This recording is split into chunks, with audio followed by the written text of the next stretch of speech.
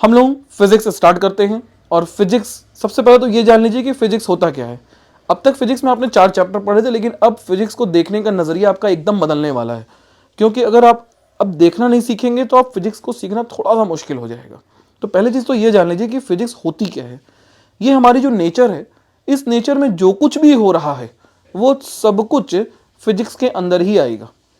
अगर आप कोई भी चीज देख रहे हैं और उसकी स्टडी करते हैं तो वो स्टडी फिजिक्स के अंदर ही होगी। तो what is the definition of physics? It is defined as the study of nature and natural phenomenas is known as physics. Clear हो गया? चलिए, अच्छा, क्लास 11th का जो कंटेंट है वो सबसे पहले स्टार्ट होता है यूनिट एंड मेजरमेंट से, ठीक है ना। तो यूनिट एंड मेजरमेंट आज हम लेके आए हैं आपके लिए। तो सबसे पहले तो हम ये जानना चाहेंगे कि नीड ऑफ मेजरमेंट क्या थी, क्यों हमें जरूरत पड़ी मेजरमेंट की, तो उसको हम देखते हैं। तो इसमें आप देख रहे हैं, when you can measure what you are speaking about and express it in number. जब भी आपको कुछ मेजर करना होता है, आप कुछ बोलते हो, तो उसको नंबर्स के टर्म में आप जब तक डिफाइन करते हो और you know something about it, but when you can not express it in number, your knowledge is of a measure of merge, mirage and unsatisfactory kind. Mirage का मतलब क्या होता है? हाई स्कूल को याद कीजिए, मिराज आपने पढ़ा होगा। मिराज का मतलब एक हाइपोथेटिकल बनती है इमेज, उसी को मिराज बोलते हैं, एग्जिस्ट नहीं करती है। तो अगर आपके पास नंबर्स नहीं है तो सब कुछ हाइपोथेटिकल रह जाता है। जैसे कि आपने सेब खरीदे, तो सेब में क्वेश्चन आता है कितने सेब खरीदे, तो मेजरमेंट को डिफाइन करता है कितना। तो मेजरमेंट का मतलब बेसिकली क्या होता है बेटा, एक सीधा सा मतलब समझते हैं तो कितना। जब आप कितना शब्द सीखते हैं तो उसी को बोला गया है क्या? मेजरमेंट। ठीक है। फिजिकल क्वांटिटीज किसे कहते हैं? तो फिजिकल क्वांटिटीज को क्या कहते हैं? All quantities in term of which laws of physics can be expressed and which can be measured directly or indirectly are called physical quantities. ठीक है। कहने का मतलब क्या है कि जो कुछ भी फिजिक्स में आप मेजर कर रहे हैं डायरेक्टली और इनडायरेक्टली, उन सभी को बोला गया है क्या? Physical quantity. जैसे मास, लेंथ, फोर्स, टेम्परेचर, ये सब कुछ क्या आती है? Physical quantities. ठीक है ना। चलिए आगे बढ़ते हैं। फंडामेंटल क्वांटिटीज क्या होती हैं? क्लास 9th का टॉपिक है, हम एकदम बेसिक से स्टार्ट कर रहे हैं ताकि आपको कोई दिक्कत ना आए, ठीक है, समझने में। तो फंडामेंटल क्वांटिटीज और यूनिट्स क्या होती हैं? फंडामेंटल क्वांटिटीज वो होती हैं जिनसे फिजिकल क्वांटिटीज की स्टार्ट होती है। जैसे फंडामेंटल क्वांटिटीज 7 टाइप की होती हैं। ठीक है। The physical quantities which can be treated as independent of other physical quantities, जो ये किसी पर डिपेंड नहीं करती हैं। फंडामेंटल क्वांटिटीज दूसरों पर डिपेंड नहीं करती हैं। एक होती हैं ड्राइव्ड क्वांटिटीज, जो कि फंडामेंटल क्वांटिटीज से मिलकर बनी होती हैं। लेकिन फंडामेंटल को हमने मन से सोचा है, अपने मन से माना है। पूरी फिजिक्स माना पे टिकी है। आप कुछ भी सोचोगे, कुछ भी करोगे, वो सब आप मानोगे। ठीक है। तो फंडामेंटल क्वांटिटीज का मतलब हो गया which can not be treated as, which can be treated as independent or of other physical quantities and are not usually defined in terms of other physical quantities are called fundamental quantities। मतलब जिनको हम दूसरों के term में define नहीं करेंगे उनको हम क्या बोलेंगे? Fundamental quantities. और फंडामेंटल क्वांटिटीज की यूनिट को ही हम क्या बोलते हैं बच्चे? इनकी फंडामेंटल यूनिट्स। क्लियर हो गया? ये 7 टाइप की होती हैं। कौन कौन सी? मास। अब बताओ, मास है तो मास को किसी और टर्म में एक्सप्रेस नहीं कर सकते, इसलिए ये फंडामेंटल है। Length, time, temperature, electric current, luminous intensity and मोल। तो फंडामेंटल क्वांटिटी क्या होती है? जो मन से बनती हैं। दूसरी चीज, फंडामेंटल क्वांटिटी कितनी होती है, ये इंपॉर्टेंट है। तो फंडामेंटल क्वांटिटीज हमारे पास 7 होती हैं। कौन कौन सी? Mass, length, time, temperature, electric current, luminous intensity, mole या अमाउंट ऑफ सब्सटेंस। मोल नहीं करिए आप, लिखिए यहां पे अमाउंट ऑफ सब्सटेंस। ठीक है ना। तो फंडामेंटल क्वांटिटी कितनी है? 7 टाइप की है। कौन कौन सी? Mass, length, time, temperature, electric current, luminous intensity, amount of substance. Clear हो गया? इनकी यूनिट्स को हम क्या बोलेंगे? Fundamental units. देखो, मास को मेजर किस में करोगे? तो मास को मेजर करते हैं केजी में। तो the fundamental unit of mass is KG. Length को मेजर किस में करेंगे? मीटर में। तो फंडामेंटल यूनिट क्या हो गई इसकी? मीटर। टाइम को सेकंड में, टेम्परेचर को केल्विन में, इलेक्ट्रिक करंट को एम्पियर में, ल्यूमिनस इंटेंसिटी को कैंडेला में, और अमाउंट ऑफ सब्सटेंस को मोल से। क्लियर हो गया? तो फंडामेंटल क्वांटिटीज कौन कौन सी होती हैं? फंडामेंटल क्वांटिटीज 7 टाइप की होती हैं। Number 1 mass, length, time, temperature, electric current, luminous intensity, amount of substance. इनकी यूनिट्स को हम क्या बोलते हैं? Fundamental units. कौन? मास की बोलिए केजी, लेंथ की मीटर, टाइम की सेकेंड, टेम्परेचर की केल्विन, फिर क्या था? इलेक्ट्रिक करंट की एम्पियर, ल्यूमिनस इंटेंसिटी की candela, and last one is amount of substance mole. Fundamental समझ में आ गया। अब बात करते हैं ड्राइव्ड क्वांटिटीज की। तो ड्राइव्ड क्वांटिटीज कौन सी होती हैं? Those quantities which made by the help of fundamental quantities are known as derived quantities. ठीक है, जैसे ये इनफाइनाइट होती हैं, इनकी कोई सीमा नहीं है। जैसे कि हम सिंपली बात करते हैं एरिया। एरिया का फॉर्मूला क्या होगा? Length into breadth, L into B. तो लेंथ भी क्या है? फंडामेंटल। ब्रेथ भी क्या है? फंडामेंटल। ब्रेथ का मतलब भी टाइप की लेंथ है जो अलग नाम से जानी जाती है। तो बेसिकली दोनों फंडामेंटल से मिलकर बनी है। तो area is a derived quantity which made by the help of fundamental quantities. Volume, बोलो क्या फॉर्मूला होगा? L B H. फंडामेंटल है कि नहीं? ये आप लिखते चलिएगा, ये बहुत काम आएगा आपको। डेंसिटी, फॉर्मूला क्या होता है? Mass upon volume. होता है कि नहीं होता है? मास फंडामेंटल है, वॉल्यूम भी क्या है? फंडामेंटल से मिलके बना है। तो डेंसिटी क्या हो गया? Mass upon volume. बहुत बढ़िया। चलिए बताइए वेलोसिटी, बोलो क्या फॉर्मूला होता है? Displacement upon time. Speed, formula बताइए स्पीड का क्या होगा? Distance upon time. कोई दिक्कत यहां तक? अगला देखो एक्सेलरेशन, बोलो क्या लिखें? बताओ। एक्सेलरेशन का हो जाएगा change in velocity upon time. कोई दिक्कत यहां तक? इतना समझ में आ गया? चलिए एरिया का डायमेंशन, एरिया की अगर हम बात करें यूनिट की, तो यूनिट क्या होगी? लेंथ की होती है मीटर, और मीटर बोले तो क्या हो गई? Metre square. कोई दिक्कत? वॉल्यूम की बोलिए मीटर मीटर मीटर, बोले तो मीटर क्यूब। कैसे पता चलेंगे? आप सोचिए कि लेंथ को मेजर किस में करेंगे, तो जाहिर सी बात है मीटर में करेंगे, तो इसलिए यूनिट मीटर क्यूब। डेंसिटी बोलो, मास की हो गई केजी, वॉल्यूम की कितनी आई है? मीटर क्यूब, क्या हो गया? केजी पर मीटर क्यूब। कोई दिक्कत? आगे बढ़िए। डिस्प्लेसमेंट मेजर कैसे करोगे? हमने 10 डिस्प्लेसमेंट किया, क्या 10 डिस्प्लेसमेंट किया? मीटर किया होगा या सेंटीमीटर? तो हम एसआई की बात कर रहे हैं, तो इस केस में क्या हो जाएगा? मीटर पर सेकंड, क्योंकि टाइम को मेजर किस में करते हैं? सेकंड में करते हैं। डिस्प्लेसमेंट भी, डिस्टेंस भी क्या है? मीटर पर second. Change in velocity, change in velocity तो है वेलोसिटी ही, वेलोसिटी की डायमेंशन आई है मीटर पर सेकंड अपॉन सेकंड, बोले तो कितना हो गया? मीटर पर सेकंड स्क्वायर। कोई समस्या? और देखिए फोर्स, बोलो फॉर्मूला क्या होगा? Mass into acceleration. यूनिट क्या होगी? यूनिट बाद में लिखेंगे, अच्छा लिख दीजिए। यूनिट क्या होगी बताइए? मास की यूनिट क्या होती है? केजी, और एक्सेलरेशन की कितनी आई है? मीटर पर सेकंड स्क्वायर। तो क्या हो गया? केजी मीटर पर सेकंड स्क्वायर। कोई दिक्कत यहां तक? इस केजी पर सेकंड, मीटर सेकंड स्क्वायर को हम एक और यूनिट से डिफाइन करते हैं, उसका नाम होता है न्यूटन। क्योंकि फोर्स को जो साइंटिस्ट ने दिया था उनका नाम था न्यूटन, इसलिए इसको हम उनके सम्मान में न्यूटन के नाम से भी बोलते हैं। ठीक है, फोर्स हो गया। अब बात करते हैं वर्क। वर्क का फॉर्मूला होता है force into displacement.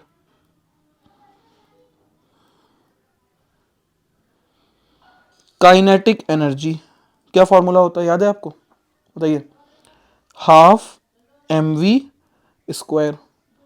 Potential energy क्या फॉर्मूला होता है, mgh। प्रेशर क्या फॉर्मूला होता है, फोर्स अपॉन एरिया। कोई दिक्कत, आगे बढ़िए। पावर क्या फॉर्मूला होता है, वर्क अपॉन टाइम। ये आप याद करते चलिएगा, लिखते चलिएगा, ये पेपर में आपके आएगा जरूर, ठीक है ना। चलिए सबकी यूनिट देख लेते हैं फटाफट। वर्क की यूनिट क्या है, formula force into displacement. Force की यूनिट क्या आई थी, केजी मीटर पर सेकेंड स्क्वायर आई थी। इनटू में क्या हो गया, मीटर, क्या बन गई, केजी मीटर स्क्वायर पर सेकेंड स्क्वायर। बन गई कि नहीं बन गई। एक बात बताओ बेटा, फोर्स की यूनिट तो न्यूटन भी आई थी, तो हम ये नहीं लिख सकते न्यूटन मीटर, गलत है क्या, नहीं ना, सही है। तो एक यूनिट हमारी क्या हो गई, न्यूटन मीटर, और एक हमारी यूनिट क्या हो गई, केजी मीटर स्क्वायर पर सेकेंड स्क्वायर। एक और यूनिट होती है वर्क के बारे में, जिस साइंटिस्ट ने बोला था उस साइंटिस्ट का नाम का पहला लेटर, और वो क्या होता है, वो होता है बच्चे जूल, जे, कैपिटल जे। तो एक और यूनिट वर्क की क्या होगी, जूल, याद रहेगी। चलिए, काइनेटिक एनर्जी और पोटेंशियल एनर्जी भी इस वर्क की ही फैमिली के मेंबर हैं, ये तीनों एक ही फैमिली के मेंबर हैं। इनकी यूनिट भी क्या होती है, जूल ही होती है। आप निकाल के देखिएगा, सॉल्व हो जाएगा आपसे। अच्छा चलिए अगला बताइए, प्रेशर। प्रेशर का फॉर्मूला है फोर्स अपॉन एरिया। फोर्स की यूनिट कितनी आई थी, केजी मीटर पर सेकेंड स्क्वायर, और एरिया की कितनी होती है, मीटर स्क्वायर। एक मीटर से मीटर कट गया, क्या बन गया बताइए, KG upon second square metre, बोले तो केजी पर मीटर सेकेंड स्क्वायर। कोई दिक्कत, क्लियर हो गया इतना। इसको एक और नाम से दे सकते हैं, न्यूटन पर मीटर स्क्वायर। भाई न्यूटन फोर्स का हो गया और एरिया का हो गया मीटर स्क्वायर, तो न्यूटन पर मीटर स्क्वायर। ये भी समझ में आ गई। अगला बताओ, जो साइंटिस्ट थे जिन्होंने इसको दिया था उनका नाम था पास्कल, तो इसकी एक और यूनिट होती है क्या, पास्कल। तो प्रेशर की हमने अब तक 3 यूनिट आपको बताई, केजी पर मीटर पर सेकेंड स्क्वायर, या फिर न्यूटन पर मीटर स्क्वायर, या फिर पास्कल। इसके अलावा आपको और यूनिट्स भी देखने को मिलेंगी। अदर यूनिट्स में अगर हम चले जाएं तो अदर यूनिट के अंदर आपको मिलेगा बच्चे, नंबर 1 एटीएम, ये आप आगे पढ़ोगे। नंबर 2 बार, ये केमिस्ट्री में पढ़ोगे। नंबर 2 टॉर, ठीक है। और एक मिलेगा height of centimetre, height of Hg. This is the other units of pressure. तो प्रेशर की कितनी यूनिट हमने पढ़ी, 7 यूनिट्स। कौन कौन सी, केजी मीटर पर सेकेंड स्क्वायर, न्यूटन पर मीटर स्क्वायर, पास्कल, एटीएम, बार, टॉर और centimetre height of Hg. Clear हो गया, आगे बढ़े। चलिए पावर, पावर का फॉर्मूला है वर्क अपॉन टाइम। सिंपल हो जाएगी यूनिट, क्या हो जाएगी, देखो वर्क की हो गई जूल पर सेकेंड। अब कहो जूल की यूनिट तो सर न्यूटन पर मीटर, न्यूटन मीटर है, तो हाँ एक और फॉर्मूला बन गया न्यूटन मीटर पर सेकेंड। ये भी किसकी यूनिट है, पावर की यूनिट है। क्लियर हो गया, बोलिए इतना समझ में आ गया। चलिए आगे बढ़ते हैं। सप्लीमेंट्री क्वांटिटीज, देखो हमने अब तक पढ़ा फंडामेंटल क्वांटिटीज जो 7 होती हैं, mass, length, time, temperature, electric current, luminous intensity, amount of substance, ठीक। इसके बाद हमने पढ़ा derived quantities, those quantities which made by the help of fundamental quantities, ठीक। इसके बाद हम पढ़ने जा रहे हैं सप्लीमेंट्री क्वांटिटीज। ये होती क्या है, ये 2 अलग क्वांटिटीज होती हैं जो डायमेंशन लेस होती हैं, फिर भी इनकी यूनिट होती है। वो कौन कौन सी क्वांटिटीज हैं, देखो सबसे पहली आती है एंगल, और फिर आता है सॉलिड एंगल। एंगल क्या होता है, कोई एक सर्कल है मान लीजिए, और सर्कल का जब एक स्मॉल आर्क ये पार्ट सेंटर पर कुछ एंगल बना रहा है थीटा, तो उसको बोलते हैं angle. This is defined as a theta. उसकी यूनिट क्या होती है? रेडियन। ठीक है। सॉलिड एंगल किसे कहते हैं? मान लीजिए एक स्पेयर है, एक ऐसे बॉल है, ठीक है ना, और बॉल के एक एरिया ने, जैसे ये हिस्से की बात करें तो ये एक सर्कल नहीं, एक लाइन नहीं है, ये एक एरिया आएगा। तो एक हिस्से ने जब सेंटर पर एंगल बनाया तो उसको बोलते हैं सॉलिड एंगल ओमेगा। एंगल का फॉर्मूला होता है theta is equals to arc upon radius. अब जरा सोचो, आर्क जो होती है उसको भी मेजर मीटर में करेंगे और रेडियस को भी मेजर किस में करेंगे? मीटर में करेंगे। तो मीटर से मीटर कैंसिल हो गया तो डायमेंशन तो गायब हो गई, यूनिट नहीं आनी चाहिए। लेकिन इसको मेजर करने के लिए इसकी जो एसआई यूनिट मानी गई है वो क्या मानी गई है? वो मानी गई है रेडियन। याद रहेगा? बोलिए, इतना समझ में आ गया? This is solid angle. ये हमने छोटा सा पार्ट लिया, इस पार्ट ने जो एंगल बनाया omega, this is your known as, तो ये जो हमने लिया है ये क्या है? एरिया है, और ये हो गई रेडियस। तो ओमेगा इक्वल्स टू होता है एरिया अपॉन रेडियस का होल स्क्वायर। और इसकी यूनिट क्या होगी? इसकी यूनिट होगी स्टे रेडियन। क्लियर है? तो हमने 3 क्वांटिटीज पढ़ी। नंबर 1 फंडामेंटल, नंबर 2 ड्राइव्ड, और नंबर 3 कौन सी? Supplementary quantities. क्लियर हो गया? चलिए अब हम स्टार्ट करते हैं इस चैप्टर को जो बहुत इंपॉर्टेंट आपके सिलेबस में आएगा, वो है फंडामेंटल डायमेंशनल फॉर्मूला। देखो बच्चे, डायमेंशनल फॉर्मूला से ना नीट में भी क्वेश्चन आते हैं, और ये जो चैप्टर बताने जा रहा हूं मैं डायमेंशन फॉर्मूला, ये एक एकदम यूनिक चैप्टर है। मतलब इसका इस्तेमाल आप हर जगह कर सकते हैं। ठीक है, क्या होता है डायमेंशन फॉर्मूला उसको समझते हैं। ये एक जुगाड़ है जिससे हम ड्राइव्ड क्वांटिटीज की यूनिट्स को आसानी से कैलकुलेट कर सकते हैं, फाइंड कर सकते हैं, उनको याद कर सकते हैं। कैसे, वो देखते हैं। हम जब डायमेंशन फॉर्मूला की बात करते हैं तो हमें मेजर 3 डायमेंशन फॉर्मूला की बात करनी होती है। कौन कौन सी? नंबर 1 मास, लेंथ और टाइम। ठीक है ना। मास को मेजर किस में करते हैं? केजी में। लेंथ को मेजर करते हैं मीटर में, और टाइम को मेजर करते हैं किस में? सेकंड में करते हैं। ठीक, केजी, मीटर और सेकंड।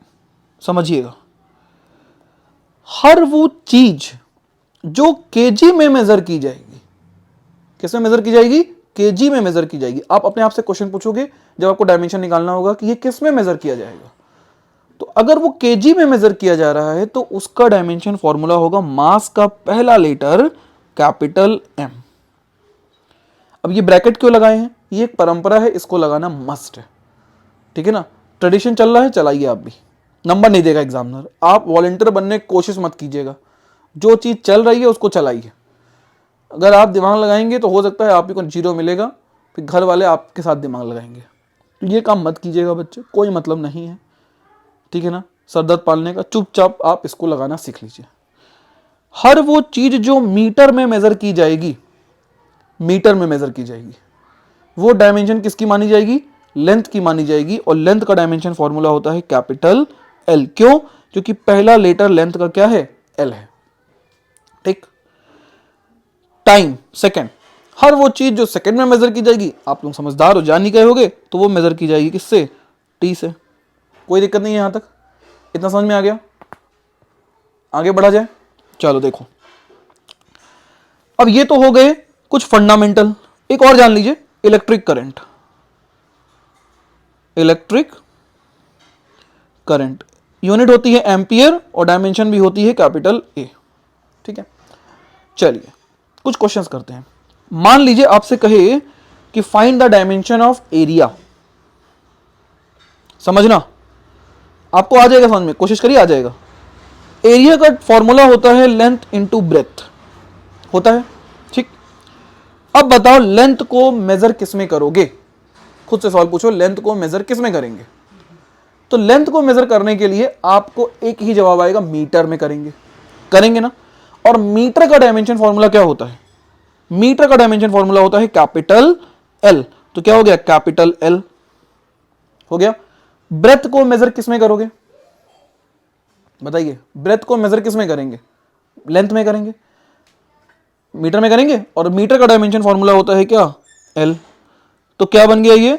L2। कोई समस्या? चलिए आगे बढ़िए। वॉल्यूम,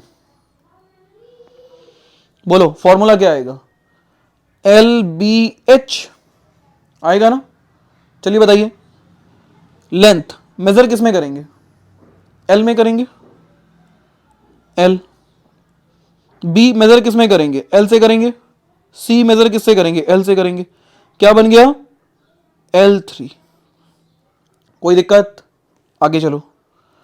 मास, बताइए भाई, मास, मास नहीं डेंसिटी, क्या होगा फॉर्मूला? Mass upon volume. होगा कि नहीं होगा? मास का डायमेंशन फॉर्मूला क्या होगा? मास को मेजर किस में करोगे? केजी में, तो केजी हो गया। वॉल्यूम को मेजर किस में करेंगे? वॉल्यूम, वॉल्यूम, वॉल्यूम का डायमेंशन तो हमें याद ही है, तो L³ लिख दिए। क्या आ गया? केजी का हो गया कैपिटल एम अपॉन L³, बोले तो ML-3। L+3 है, ऊपर गया तो -3। समझ में आ गई बात? अगला बताओ, स्पीड फॉर्मूला क्या होता है? अभी पढ़ाया था मैंने, डिस्टेंस अपॉन टाइम।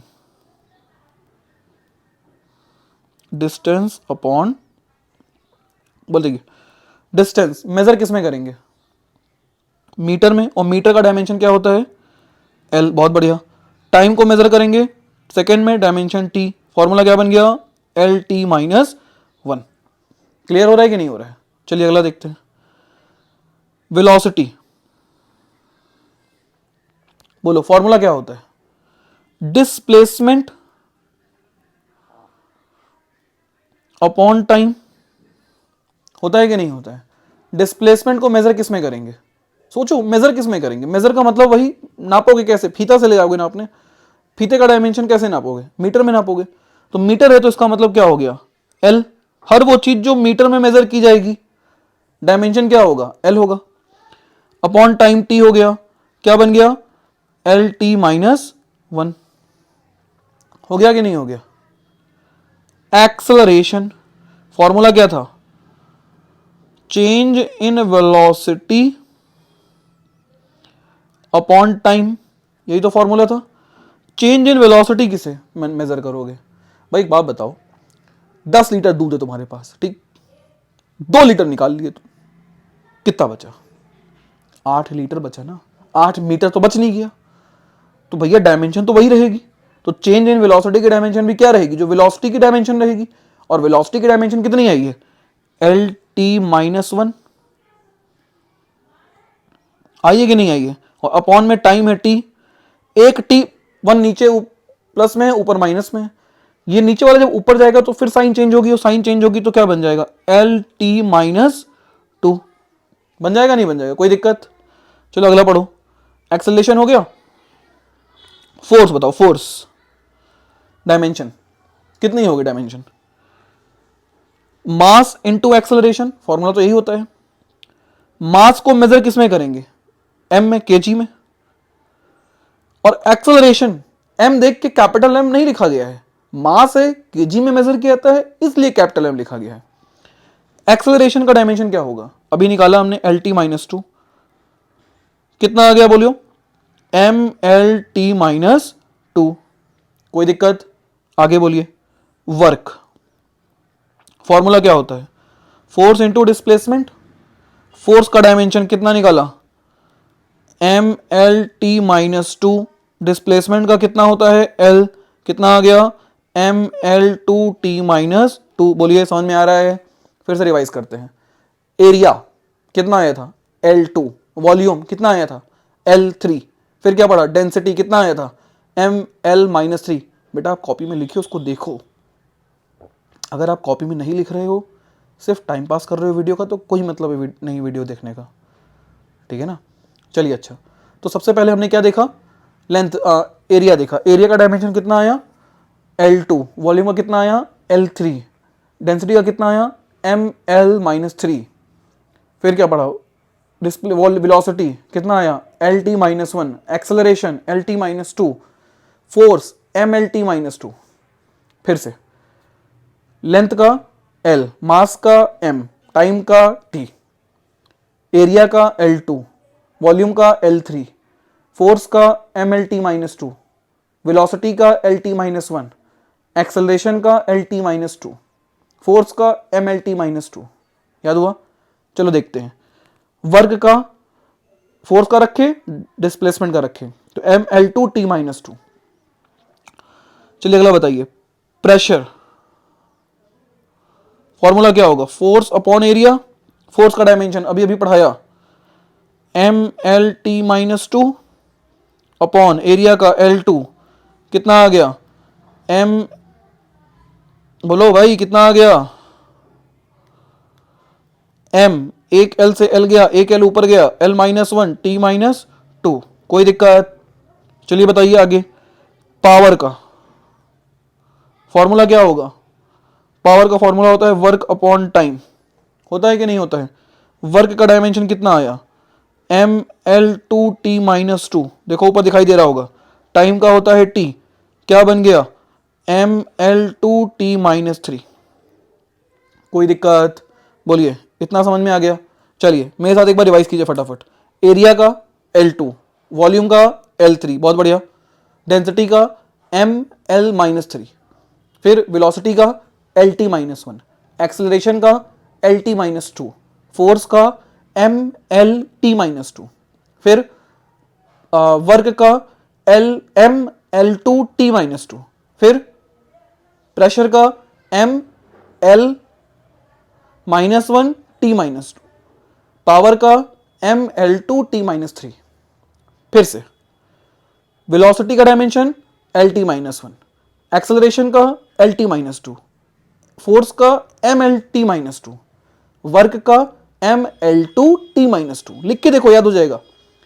फिर प्रेशर का ML-1T-2, पावर का ML2T-3। कोई दिक्कत? क्लियर है?